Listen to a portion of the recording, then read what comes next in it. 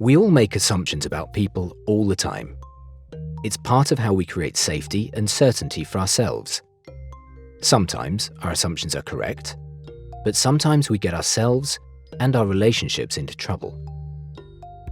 Harvard business professor Chris Argyris came up with a useful model called the Ladder of Inference that helps us understand ourselves and the impact of these assumptions. The Ladder of Inference is a 6-rung ladder we climb, moving from what we see to what we believe and then ultimately to what we do about it. The first rung of the ladder is observable data. This is the stuff that you notice about your surroundings. Let's say you're presenting in a meeting and you see that everyone is paying attention except for Andrew, who appears to be staring out of the window.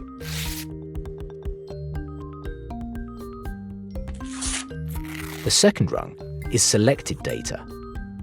You can't take in all the data you observe, so you can only take in selected data and ignore the rest.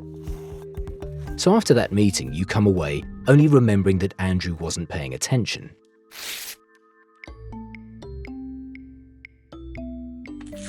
The third rung is assumptions, where you start to add meaning to your observations. So you might think that Andrew just isn't interested in new ideas.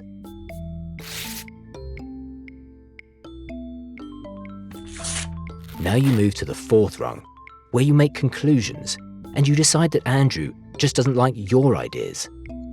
If you see this behavior a few times, you then progress to beliefs, which is a dangerous area. You might start to think that Andrew resents you being his leader and that he's jealous of you. This will then change how you select data, and it becomes cyclical. You only notice those times when Andrew is not actively engaged.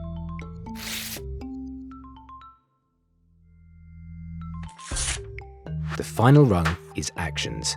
Because you believe Andrew doesn't like your ideas or you as his leader, you stop sharing ideas with him and stop asking for his input. And this plays into another cycle where, by acting in a certain way, we create more situations where we observe more data that reinforces our beliefs.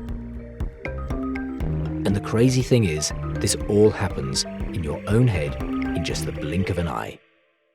So, how do you get off the ladder? The first thing to do is to question your assumptions and your conclusions, and think about what data you select and what data you avoid. Perhaps ask yourself, what else could be going on in Andrew's life? Secondly, seek contrary data. What else did you notice in the meeting that might have indicated Andrew was engaged? Was he taking notes or asking questions? Understanding how the Ladder of Inference works can help you build more resourceful and healthier relationships with others. By getting into the habit of questioning your assumptions and seeking contrary data, ultimately you and others around you will be happier and more successful.